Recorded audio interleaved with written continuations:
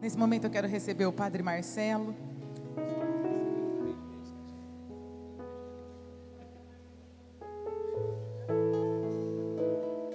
Que com grande carinho nos acolheu, abriu a paróquia para esse encontro.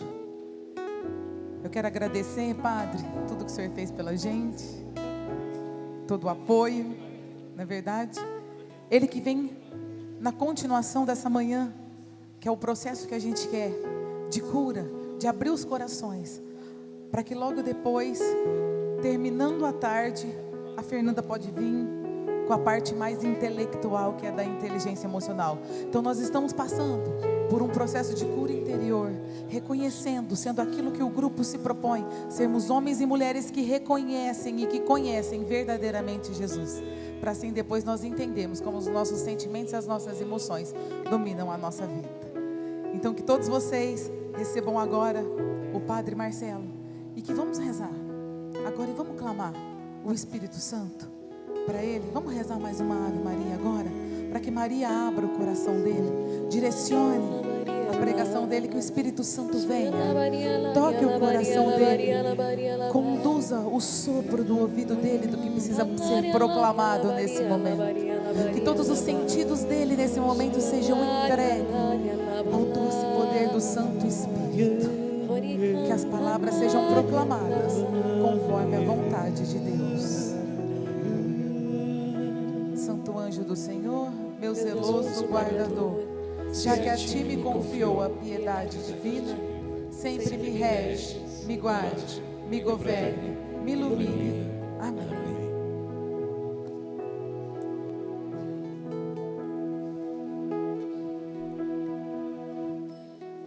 Boa tarde.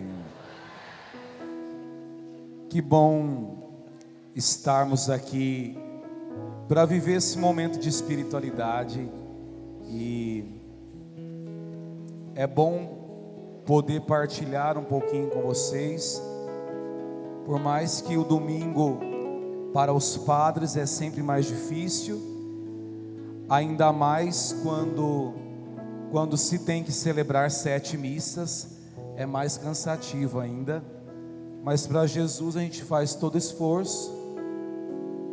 E esse momento da tarde precisa ser um momento para cada um de nós de cura e libertação, e de uma experiência concreta, viva e pessoal com Jesus. E por mais que depois do almoço sempre vem aquele soninho, que a gente come e o corpo quer descansar, quer repousar, mas na verdade o nosso espírito precisa repousar bem mais do que o nosso corpo, né? E por isso eu te convido nesse momento para a gente primeiro dar aquela descansada, mas descansar em Deus de verdade.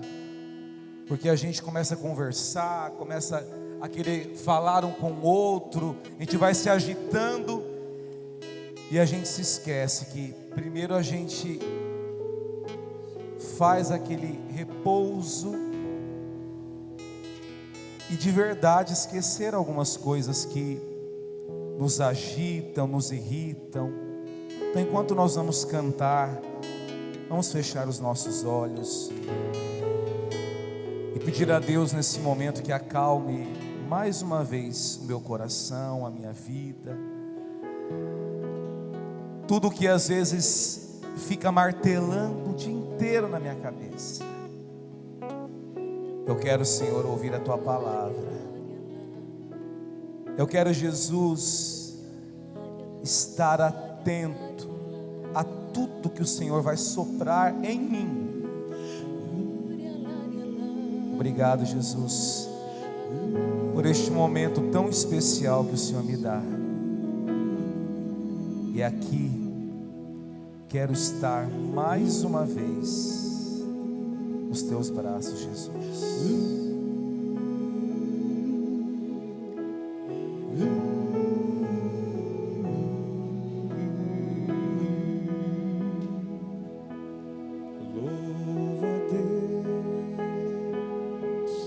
Louva a Deus,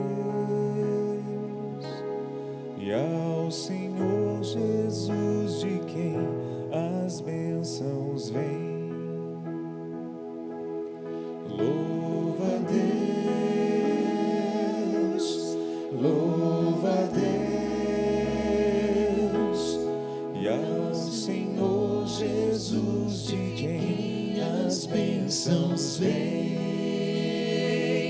Se o coração abrir, águas vivas do interior irão fluir. Se o coração abrir, águas vivas do interior irão fluir. E ao seu nome louva então. Nunca mais serás o mesmo, meu irmão. E ao seu nome louvo então. Nunca mais serás o mesmo, meu irmão. Se o coração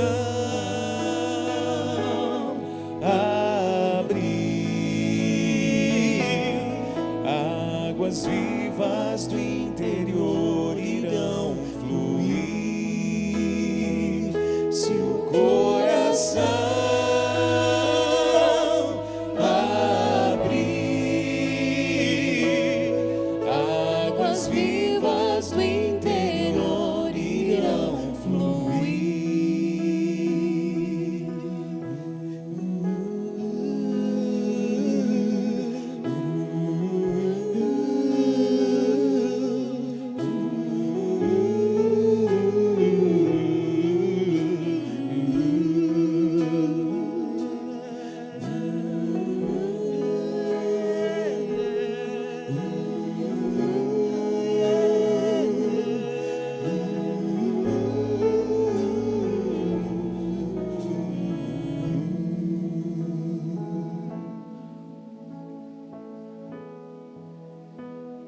Que providência de Deus ter nos dado este dia só para louvar o Senhor. E ao mesmo tempo viver um momento de também nos encontrar conosco mesmo. E eu digo, acabamos de iniciar a Quaresma, que é um tempo tão fecundo para viver a conversão, a misericórdia de Deus. E nós estamos tão acostumados a ir atropelando as coisas, as atividades, os compromissos. E eu dizia até isto num outro curso que eu dei, numa outra cidade. Como nós não temos tempo para refletir o que nós queremos fazer, ou o que nós pretendemos fazer. Nós vamos acumulando e ao mesmo tempo fazendo as coisas quase que no piloto automático. E isso, quando nós jogamos para a dimensão de fé, complica um pouco mais. Porque ainda quando nós falamos do corpo, se o corpo está doente, a gente toma um remédio, a gente vai até o médico, faz um exame, descobre o que está acontecendo. E quando é com a alma? E quando é a dimensão espiritual? Como que fica? Se nós não procuramos uma boa orientação, se nós não alimentamos esta experiência próximo, junto do Senhor, a gente não consegue. A gente vai se arrastando cada vez mais. Obrigado, viu, irmãos? Apesar que está tão alto isso aqui, eu vou me esconder aqui atrás. Se a gente não toma cuidado, nós vamos adoecendo cada vez mais. E quando a Naraíma pediu para poder partilhar esse tema, eu olhei o tema, comecei a rir, falei, bom, eu não sei o que Deus quer de mim, porque esse ano ainda, para aqueles que não me conhecem, vou completar 10 anos de padre, e é claro que a gente vai acumulando um pouquinho mais de experiência por cada lugar que a gente passa. Já é a minha terceira paróquia, desde quando eu me ordenei padre, e a cada ano a gente vai percebendo como Deus vai nos direcionando nesta maturidade espiritual que cada um de nós precisa atingir. E é claro que a gente quer melhorar a cada dia que passa. E a Naraíma mandou o cronograma e me deixou com o tema construir sobre a rocha. E aí lembra tantas passagens bíblicas, desde o Salmo e também a passagem do Evangelho que Jesus fala de construir na areia ou de construir sobre a rocha. E a princípio eu olhei para o tema e falei assim, o que eu vou falar? Parece um tema, é importante, mas ainda fica divagando em outras coisas. Era diferente para falar de família, disso, daquilo. E pensando no tema de construir sobre a rocha, a primeira coisa que veio na minha cabeça: se nós precisamos construir, se eu preciso construir a minha vida sobre a rocha, e a rocha que nós entendemos que é Jesus, se eu quero construir, eu preciso ter habilidade para isso. Foi a primeira coisa que eu pensei. Não adianta eu querer construir se eu não tenho habilidade para isso. Às vezes eu, como padre, me meto num monte de coisa, né? A Marilda, que conviveu comigo já há quase 10 anos, né? Se for para quebrar a parede, eu quebro, né? Se for para pintar, eu pinto.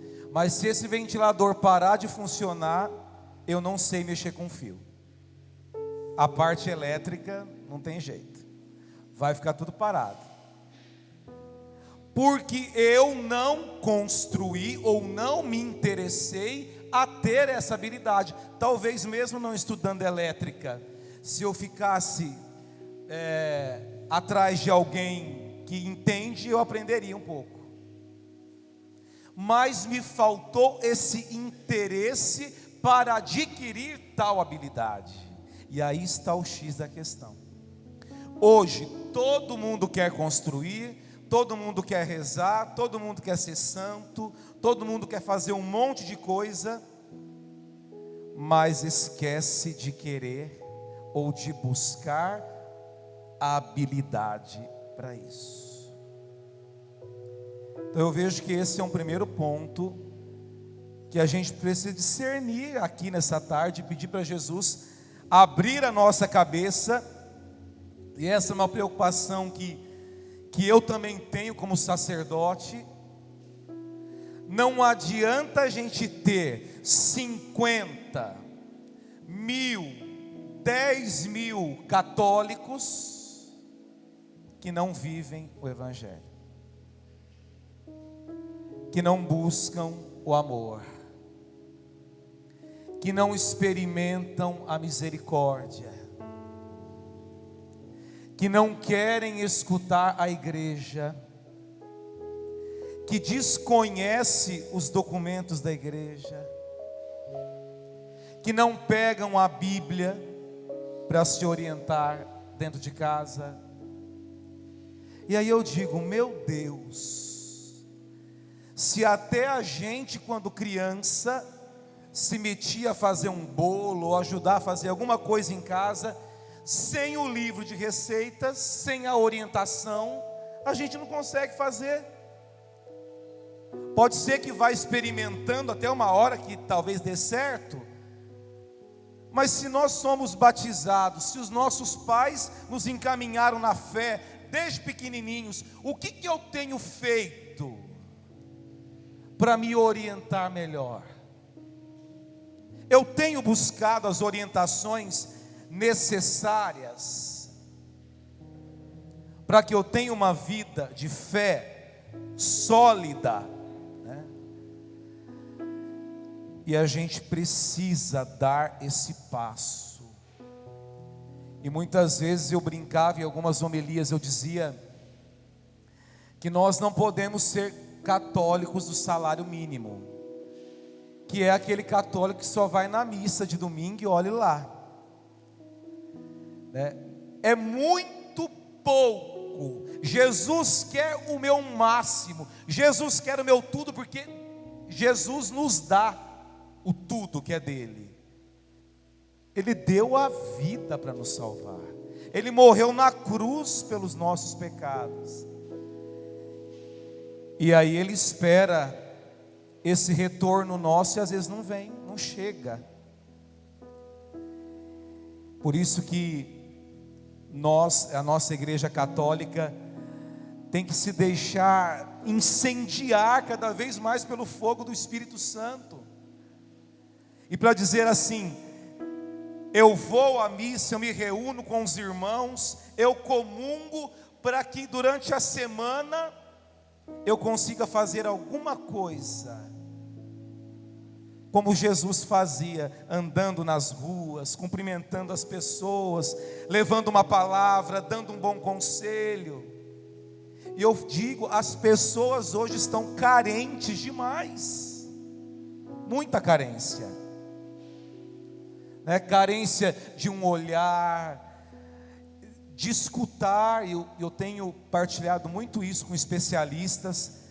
Cada vez mais as pessoas escutam menos umas às outras. A gente se preocupa com o celular por conta do WhatsApp e outras facilidades que nós temos, mas a gente não se preocupa em escutar o outro, ou a gente perdeu a paciência de sentar para ouvir o outro.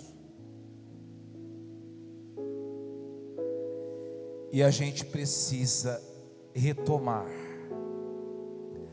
tantos gestos, tantas coisas que a gente encontra aqui, para que a gente encontre a salvação. Quantas vezes eu não estou bem, eu estou aflito, eu estou atormentado, eu estou depressivo, e quantas situações patológicas, físicas e espirituais que talvez eu esteja sentindo. Na verdade, tudo isso acontece porque eu não consegui me abrir, ou viver, me jogar, me lançar na misericórdia de Deus. E são muitos casos que nós encontramos assim, demais. Quantas pessoas vêm falar: padre, levei minha filha, levei meu filho, fiz o exame e não deu nada, não descobre o que ele tem. E nós somos uma maquininha complicada, e quantas coisas às vezes ficam escondidas lá no fundo, e ninguém consegue descobrir. Eu sou o único que posso destravar, ou encontrar algo escondido e que ninguém consegue achar a solução. Eu posso, eu consigo. E aí a gente teria que terminar dizendo assim: eu quero, porque as palavras têm poder na nossa vida. Se eu não pronuncio essas palavras, não acontece. E quantas vezes eu aconselho também algumas pessoas, e eu vou percebendo um pouco isso, e isso acontece também comigo, porque eu sou ser humano, cheio de defeitos, de falhas. Nós vamos conversando com as pessoas, a gente vai percebendo isso. Se a pessoa só reclama, ou só fala mal, ou está irritada, sempre de mau humor, o tempo todo que a pessoa está pronunciando estas palavras, ela vai alimentando cada vez mais dentro dela esta amargura, este azedume, esta tristeza. E a gente precisa começar, de fato, daquilo que nós falamos. É o mistério da missa, que vocês vão participar no final desse encontro. Jesus só conseguiu vencer as tentações porque a cada encontro ou a cada tentação com o diabo, Jesus rebatia com uma frase da Sagrada Escritura: não tem outra saída para vencer o mal, para vencer todas as patologias, todas as dificuldades que nós temos, todo o desespero. A solução que se tem é proclamar o nome santo de Deus através das suas palavras, porque a palavra de Deus tem força interior, e ao mesmo tempo a força de quem proclama esta palavra. E todas as vezes que eu digo aquele ditado, não é à toa. A boca fala aquilo que o coração está cheio. Se o meu coração está cheio de Deus, vem a tempestade que vier, como Jesus no barco com os discípulos estavam lá desesperados, vão acordar Jesus e ele dormindo. Jesus acorda, olha para eles: onde está a fé de vocês? Parece um bando de bunda mole. E nós também entramos literalmente no mesmo barco. O momento que Jesus espera de mim e de você força, a gente demonstra medo, fraqueza, desespero. Veja, uma coisa vai puxando a outra. Jesus espera uma postura de homens de fé, e nós demonstramos uma postura totalmente desencontrada. E aí a gente vai pensando, construir sobre a rocha, e a iluminação, para quem está com a palavra de Deus, é o Salmo 124, que inspira para nós este momento da tarde. Talvez alguma Bíblia, pela tradução, seja o 125, como é o meu caso aqui. Salmo 124, 125. Deus é a força do povo. Deus é a força. Me lembra muito São Paulo. Paulo dizia sempre assim: quando eu sou fraco, aí é que eu sou forte. No momento que eu estou desolado, fracassado, me arrastando no chão, Deus vem e me levanta. Porque pelas minhas próprias forças humanas é impossível. E tem coisas que a gente olha e diz: meu Deus, é impossível, não dá. Se não for a força de Deus, não dá. E olha o que diz o Salmo: aqueles que confiam no Senhor são como um monte de Sião, nunca se abala, mas está firme para sempre. Jerusalém é rodeada de montanhas, e o Senhor envolve o seu povo, desde agora e para sempre. O cetro do injusto não pesará sobre a parte dos justos, para que a mão dos justos não se estenda para o crime. O Senhor faz o bem aos bons, aos corações retos, e os que se desviam por trilhas tortuosas, que o Senhor os rejeite com os malfeitores. Paz sobre Israel. Vejam,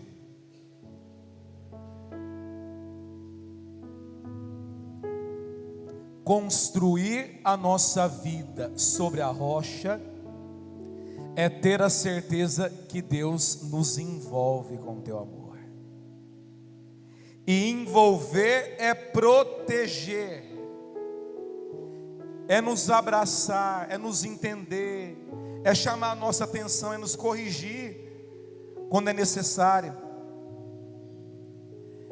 E para construir a nossa vida sobre a rocha, nós precisamos reconhecer Jesus.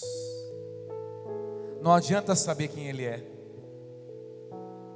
Não adianta fazer como a multidão que corria atrás de Jesus, porque escutava o outro dizendo: olha, aquele lá Nazareno, ele é um milagreiro bom. Quem chega perto dele, olha, acontece o milagre na hora. E o povo vai se atropelando, a multidão vai se aglomerando. E Jesus sempre teve esse discernimento em todos os evangelhos. Jesus falava às multidões, mas Jesus orientava os discípulos, porque ele sabia que na verdade multidão é muita gente, e nem sempre a multidão está preocupada em seguir a Jesus, porque as palavras de Jesus são duras. Porque viver o evangelho tem que ser de maneira radical. Não adianta dizer: vou seguir Jesus do jeito que eu quero ou até onde eu quiser. Não. E aí a gente imaginar que construir a nossa vida sobre a rocha é fazer aquilo que o jovem rico não conseguiu fazer. Jesus olhou bem para o jovem, e o jovem diz: eu quero te seguir. E Jesus virou para ele e falou assim: bom, vive os mandamentos da lei de Deus. E o jovem falou assim: mestre, eu já conheço, foi falando um por um, faço isso, faço aquilo, faço não sei o que. Jesus disse: não, olha, mas que maravilha, que bonito ver um jovem assim, tão dedicado, tão religioso, tão fiel a Deus. E Jesus olhou assim: não, tudo bem, então pode vender o que você tem e vão-se embora comigo. E aí o jovem foi embora triste.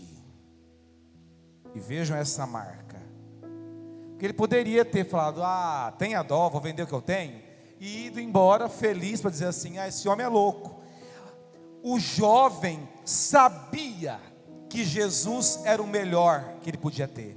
O jovem sabia que ele deveria seguir o caminho com Jesus, mas ele foi embora triste, porque ele não conseguiu se desapegar das suas riquezas, ele não conseguiu deixar para trás e viver uma vida radical com Jesus. É fácil ir na igreja, agora não é fácil viver dentro da comunidade, não, né? Quem participa das nossas paróquias enfrentam muitas dificuldades. E eu digo, as dificuldades aparecem porque nem todos estão dispostos a viver o evangelho de coração e de espírito aberto. E é onde a gente vai encontrando inúmeras situações, como Jesus encontrou no meio dos seus 12. Um que queria sentar à direita, outro à esquerda, um que traiu, um que cobrava impostos, o outro que só choramingava, o outro que às vezes ficava puxando o saco de Jesus. E todas essas diferenças não tirou o foco de Jesus para seguir a sua missão. E um dos versículos mais lindos do evangelho, que às vezes quando eu estou no meu momento de deprê, como as pessoas falam, meio cabisbaixo, tem um versículo que diz assim: diante de toda aquela algazarra, aquela situação, Jesus passava no meio deles e seguia adiante, com tudo que poderia aparecer, com todos os problemas caindo sobre a nossa cabeça e caindo sobre a cabeça de Jesus. Veja, o quanto que ele foi perseguido, não entendido e tudo mais, Jesus passava no meio da multidão e seguia. É esse o discernimento que eu preciso encontrar. É este o grau de santidade que nós precisamos atingir. E eu sempre uso essa analogia que eu acho linda. Muitas vezes, em muitas palestras que a gente escuta, e eu também era assim. Quando eu era jovenzinho, eu escutava o Padre Léo e tantos outros pregando: temos que ser santo, a nossa meta é a santidade. Eu falava: gente do céu, mas é muito ser santo. Imagina eu igual São José, né? Igual São Francisco. Ah, não, eu acho que esses carismáticos estão exagerando. Esse negócio de santidade, para quê? Não, tem que ser mais ou menos santo, que já está bom. Eu imaginava na época. E aí eu fui estudando a Sagrada Escritura, e eu descobri que nos primeiros anos depois que Jesus morreu, ressuscitou, e as comunidades foram se formando, os primeiros cristãos, e a palavra cristão vai aparecer bem depois, lá em Antioquia, eles eram chamados de nazarenos. Lá vem os nazarenos, aqueles loucos que acreditam no que o homem que morreu na cruz vai salvar eles. Era essa a fama que tinham os seguidores de Jesus na época. Mas nas primeiras décadas, todos os que seguiam o Cristo, o crucificado, o ressuscitado, eram chamados de santos. Santo era aquele que seguia o evangelho de Jesus. E aí, pouco a pouco, ao passar dos anos e dos séculos, nós fomos distinguindo, ou separando aqueles que na verdade seriam santos, como que os perfeitos, os intocáveis, e até as nossas igrejas foram fazendo isso. Foram sendo construídas igrejas gigantescas, e o santo ficava lá no alto, que a gente quase nem enxergava. E nós, não, a gente não era santo, quer dizer, a gente ficava fora da lógica da santidade. Eu digo, vamos resgatar a verdadeira identidade do que é ser santo na Igreja Católica, do que é ser santo dentro da história do cristianismo. Se eu escuto a palavra, se eu faço um esforço danado para viver o evangelho, se eu tento ser fiel a Deus, mesmo com um monte de pecados, estou no caminho da santidade. Pode ser que ainda me falte muito, e certamente falte, mas eu preciso assumir a identidade de santo e santa aqui. Não adianta eu querer deixar para ser santo lá no céu. Lá já é o descanso. E não se esqueçam que todos os santos dos altares que nós conhecemos só são santos porque viveram aqui a santidade e foram reconhecidos depois que foram para o céu. Agora é hora de construir a minha vida sobre a rocha. E construir demanda muito suor, muito esforço, muito joelho dobrado, muitas lágrimas, muito aperto no coração, muito desespero. Nunca é fácil para se alcançar algo difícil. Já ouviram aquele ditado que tudo que vem fácil vai fácil, vai embora fácil? E é nesse sentido que viver a santidade é uma jornada, e eu tenho que começar essa jornada. Não vou ficar olhando para o lado ou esperando o outro me empurrar. É como os atletas, e Paulo usa muito essa simbologia de completar a corrida, de ganhar a coroa. E Paulo usava, e dizem os os estudiosos também, que Paulo usou essa simbologia bem próximo às Olimpíadas, que já acontecia naquele período.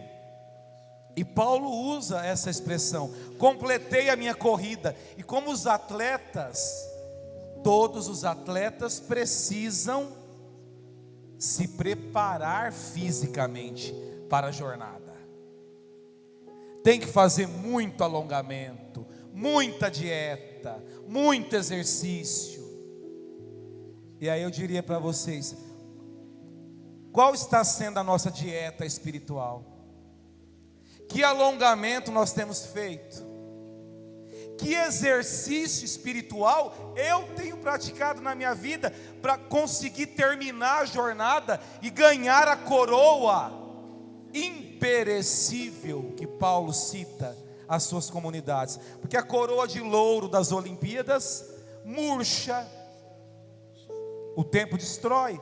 A coroa imperecível não, a coroa dos justos.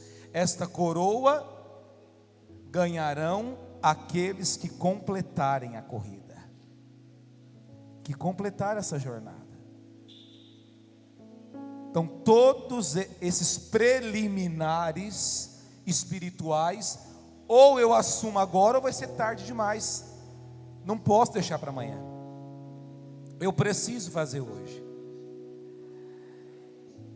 E nesta rocha, nessa construção, eu pensei no tema do encontro, que são as três Marias, e eu fiquei matutando nessas três Marias, né, e tentando buscar inspiração, oração, catequese para tudo isso, e convidaria vocês a dar uma olhadinha de novo nesse texto. Peguem aí João 19, Evangelho de João.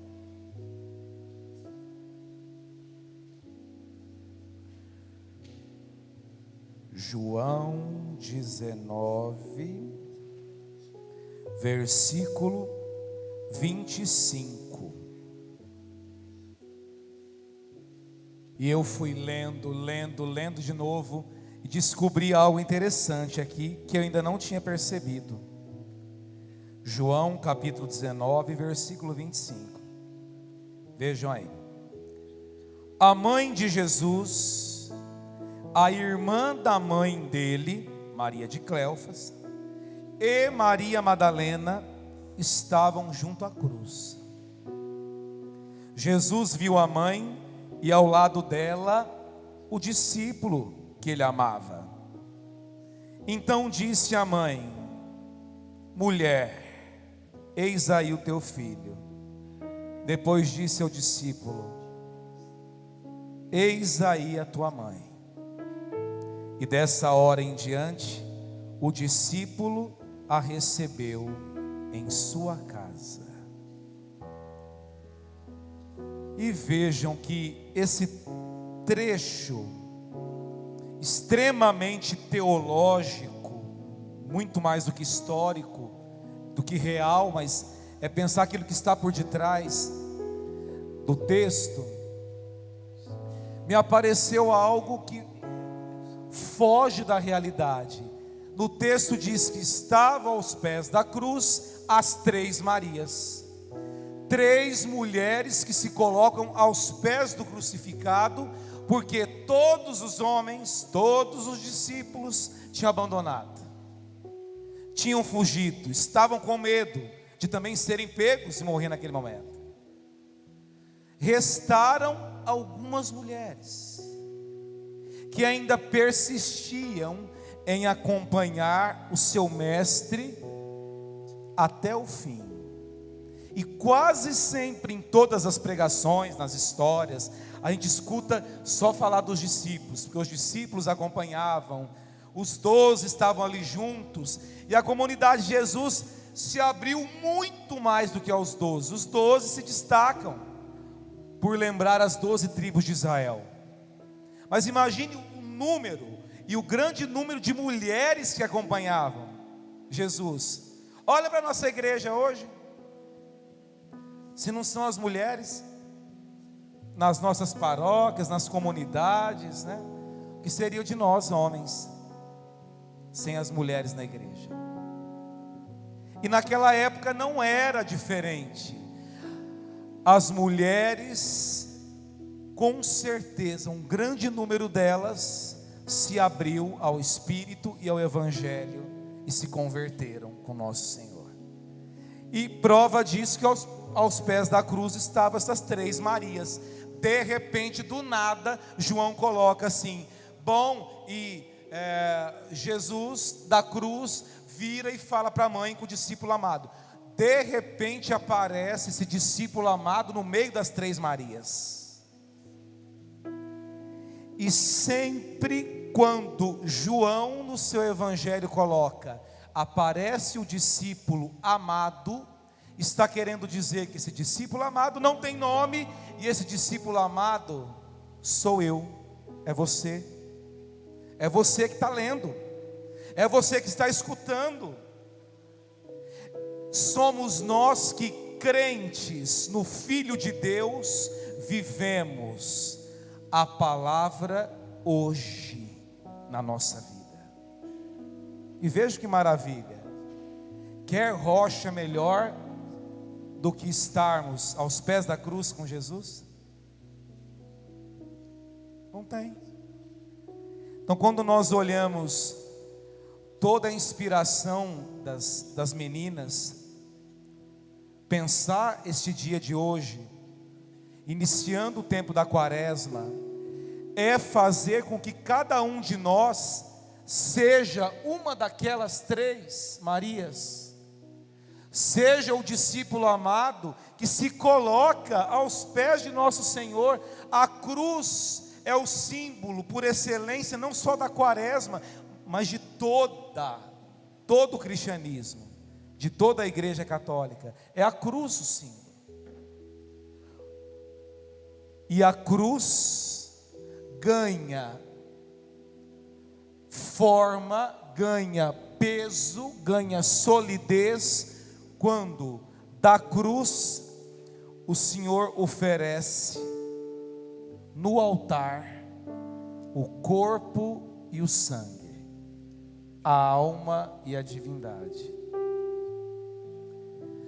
Não é à toa que em todas as igrejas antigas, sempre o crucificado tem que estar à vista próximo ao altar. A cruz é colocada sobre o altar justamente para dizer que não há diferença entre a Eucaristia que nós comungamos e o crucificado que se deu por amor a nós. É este o movimento de desprendimento que este retiro de espiritualidade está chamando a mim e a você hoje. Não dá mais para esperar, não dá mais para ter medo. Todos os outros fugiram. E quanta gente está aí solta, que também fugiu. Quantos batizados que nós temos que não voltaram para fazer a primeira Eucaristia? Quantos jovens que receberam o sacramento da crisma, que não vêm nem mais em missa, não rezam, não buscam a confissão, não vêm receber a bênção. E nós olhamos com profunda tristeza e dizemos: meu Deus, ou a gente pode dizer, onde nós erramos? Por que as pessoas não vêm receber a bênção de Deus? Por que as pessoas não buscam a confissão para se verem livres do peso dos pecados que realmente pesam na nossa vida? Quantos de vocês já tiveram a experiência, depois de sair da confissão, falar: nossa, eu estou até mais leve? Não é essa a sensação que a gente tem quando se confessa? E aí eu digo, se é tão bom confessar, por quê que é tão difícil buscar a confissão? Agora a gente começa o mutirão das confissões, né? Se todos os católicos da cidade viessem buscar a confissão no dia do mutirão, a gente ficaria acho que 24 horas com os padres para atender todo mundo. Então vejam, as 3 Marias teriam todos os motivos do mundo para não estar ali, mas estavam. Estavam porque amavam. Estavam porque sentiram amor de verdade. Estavam ali porque elas foram notadas por alguém que não desprezou-as. Jesus tinha um olhar que cativava por inteiro. Por isso que a gente ensina que Jesus tinha um olhar de misericórdia. E o olhar de misericórdia parece que ele resgata aquilo que você tenta esconder no fundo da sua alma, e de Jesus você não consegue esconder. Você se mostra por inteiro. Foi como o olhar da samaritana. A samaritana deve ter assim, se achado louca naquele momento quando ela voltou, né? Porque ela fala para todo mundo: eu achei quem eu estava procurando, que eu tive 6 maridos e nenhum deles me amou como este homem. E na verdade o que ela buscava não era um marido, era alguém que a notasse, alguém que a respeitasse, alguém que restituísse verdadeiramente a sua dignidade de mulher, de esposa, de filha, de amada por Deus de verdade. É essa dignidade que Jesus restituiu nestas 3 Marias que se colocam aos pés da cruz. E quanta besteira a gente escuta por aí para falar que Maria Madalena era amante de Jesus, e vão inventando um mundaréu de histórias, quando na verdade muita gente não sabe nem o que é o amor, não sabe o que é o amor de verdade. E é esse amor que Jesus transbordou de uma forma tão grande na vida de Madalena e daquelas mulheres, que qualquer um maliciosamente olharia e diria: ah, eles têm um caso. E é engraçado que a gente continua isso até hoje, né? Nós temos um preconceito grande no quesito amizade entre homem e mulher. Verdade ou mentira? A nossa cultura ocidental veio carregando isso de uma forma que homem só pode ser amigo de homem, mulher de mulher, quando mulher e homem são muito amigos, ou são gays, ou estão tendo um caso. A nossa cultura é tão preconceituosa nesse sentido, e que impede até dentro da comunidade cristã a gente romper essas barreiras. Como às vezes é difícil nos encontrar como irmãos, chegar a dar um beijo, dar um abraço, sem termos este olhar de malícia uns com os outros. Jesus rompe este preconceito. Por isso que as 3 Marias estavam aos pés da cruz, porque elas não estavam preocupadas com a língua do povo, não estavam preocupadas com o medo, porque quem ama de verdade se livra de todos estes tormentos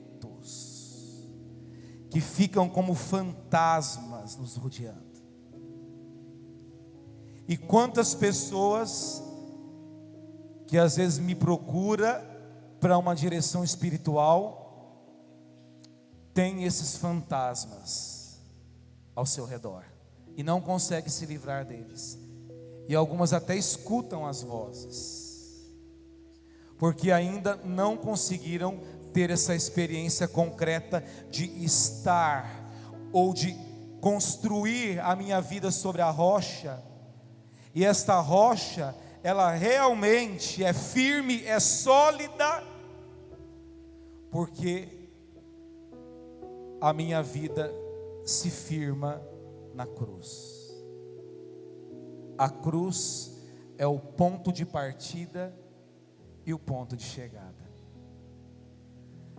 Não conseguiremos viver de fato o Evangelho, a nossa fé, a alegria, a Eucaristia que eu comungo todo domingo. Ela só vai surtir efeito dentro de mim quando eu vencer todas estas barreiras, de fora e de dentro, que me fazem reconhecer somente o amor de Jesus por mim. É isso que nós precisamos viver hoje, dentro desse retiro de espiritualidade. Esses tormentos, como fantasmas, precisam desaparecer a partir do momento que eu disser: chega, basta. Porque o que eu escuto de tantas pessoas que buscam essa libertação é uma coisa só. Quando vem falar comigo, com outros padres, com psicólogos, as pessoas falam: mas eu não consigo, eu já tentei e não dá. E dá para a gente fazer uma lista de quantos nãos vão aparecendo. E aí eu digo mais uma vez: a boca fala aquilo que o coração está cheio. A cada não que eu coloco, eu crio um fantasminha perto de mim, que vai ficar me atormentando o tempo todo. E aí é difícil conseguir mesmo, porque eu vou impedindo cada vez mais a minha libertação. É por isso que todos os 11 não estavam aos pés da cruz, e um se matou, que foi Judas. Judas errou e não foi capaz de se colocar aos pés da cruz para pedir perdão para Jesus, como Pedro fez depois. Vejam, chegamos a um ponto extremo, como é o caso de Judas Iscariotes, de não conseguir a libertação que tanto precisava, mesmo sendo um escolhido como apóstolo, para dar continuidade. Mas ele não chegou, não alcançou, não se livrou. E quantos irmãos que nós conhecemos também não conseguem, se desesperam. E hoje o número altíssimo de suicídios que vem aparecendo, né, é assustador.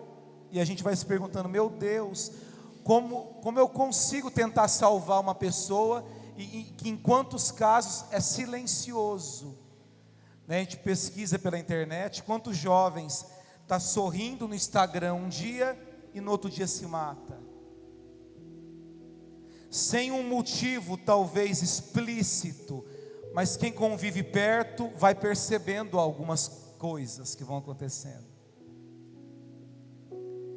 E nós precisamos fazer algo para que esse número de tormentos e de fantasmas não tomem conta de todos nós. E a gente só consegue se libertar disso fazendo a experiência do crucificado, vencendo o medo, vencendo os preconceitos, vencendo tantas coisas e tantas pressões que a sociedade impõe a mim, como profissional, como membro da família. Quantas coisas que a sociedade me cobra, que eu tenho que ser aquela pessoa do jeito que a sociedade impõe. E muitas vezes eu não consigo, eu não sou aquele protótipo que eu teria que ser. Eu sou diferente.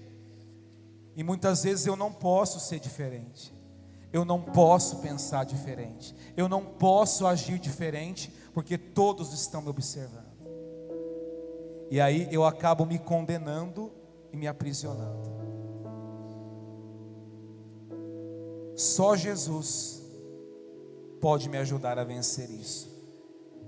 E aí eu digo com toda franqueza: se Ele ajudou as 3 Marias, se Ele ajudou a samaritana e ajudou tanta gente, por que não ajudaria a mim e a você a conquistar essa libertação? Por isso a gente poderia encerrar esse momento tendo essa conversa e esse bate-papo pessoal com Jesus.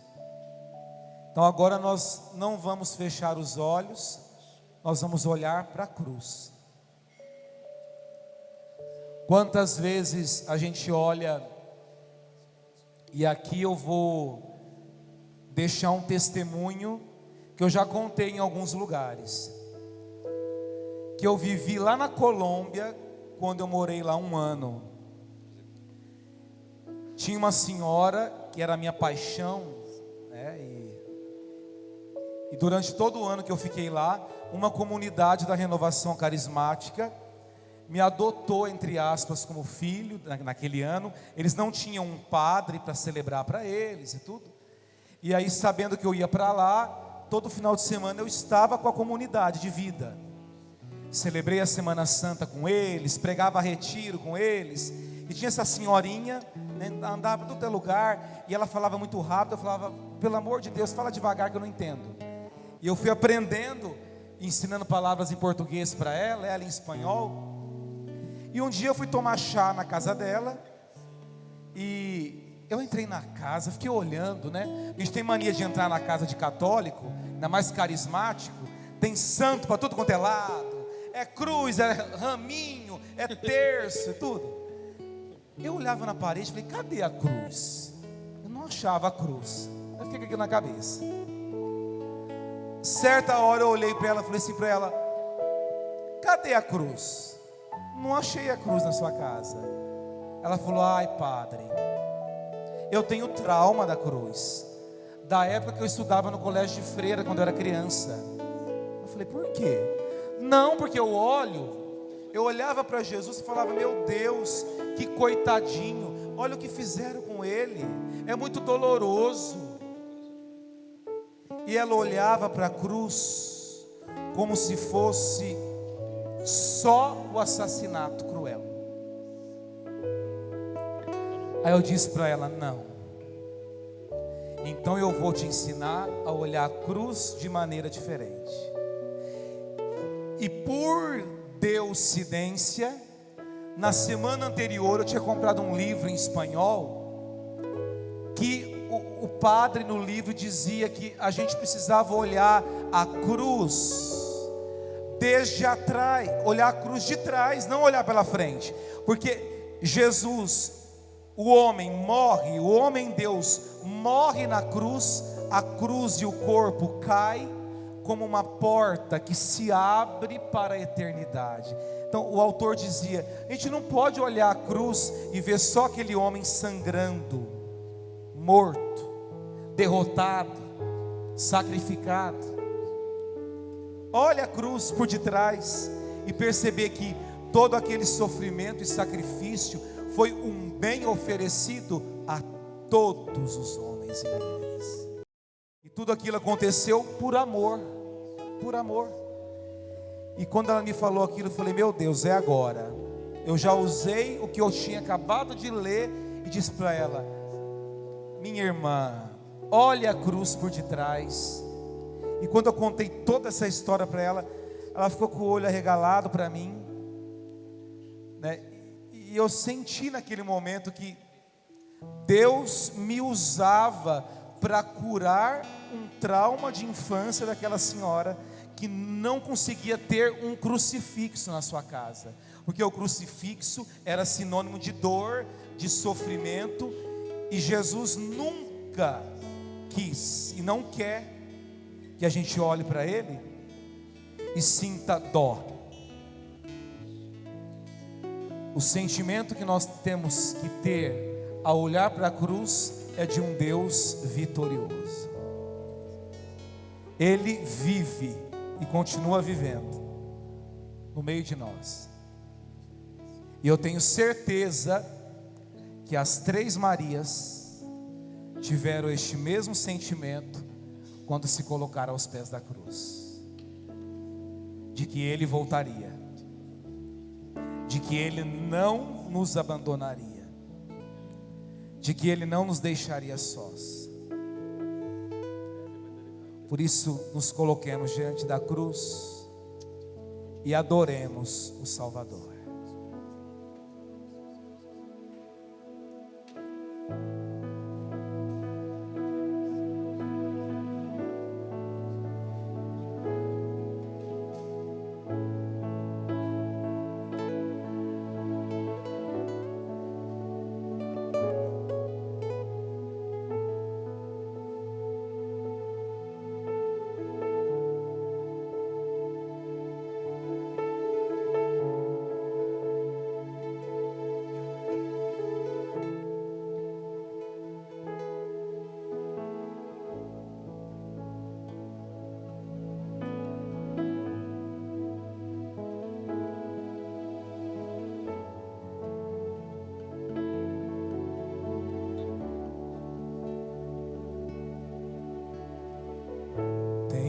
Esperando esse momento,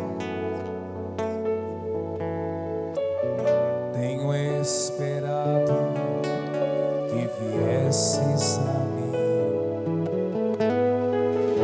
tenho esperado que me fales, tenho esperado que estivesses assim.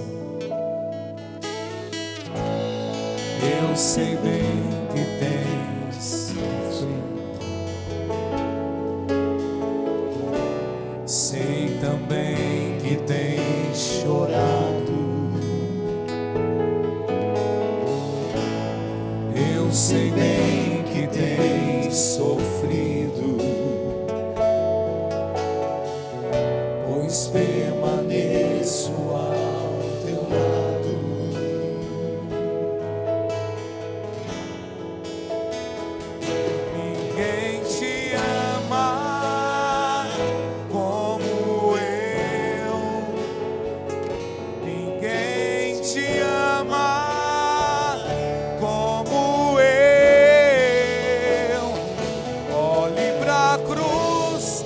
Esta é a minha grande prova. Ninguém te ama como eu. Ninguém te ama como eu. Ninguém te ama como eu. Olhe pra cruz. Foi por ti, porque te amo. Ninguém te ama como eu.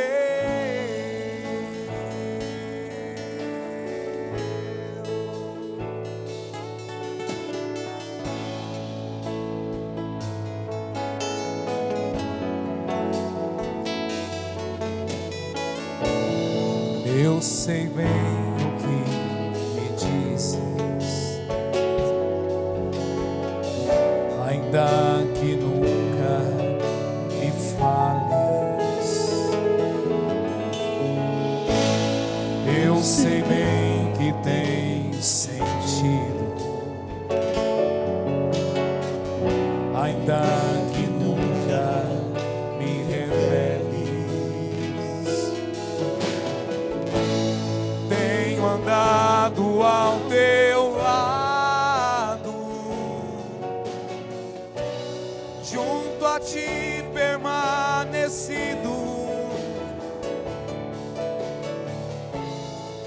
Eu te levo em meus braços, pois sou teu melhor amigo.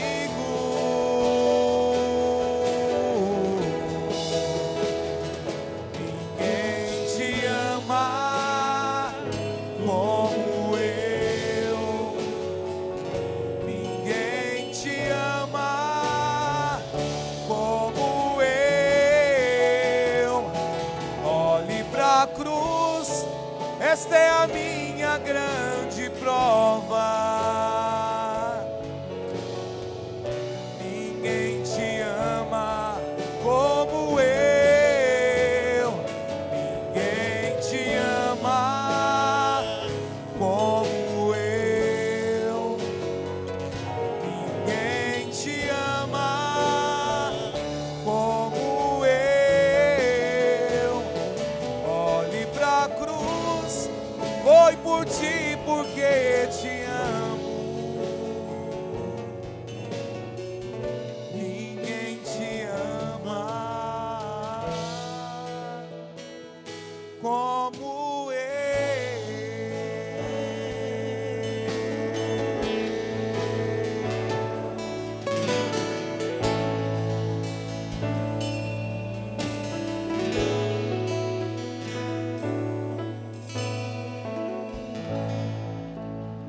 Glória ao Pai, ao Filho e ao Espírito Santo, como era no princípio, agora e sempre. Amém. Glória ao Pai, ao Filho e ao Espírito Santo. Glória ao Pai, ao Filho e ao Espírito Santo, como era no princípio, agora e sempre.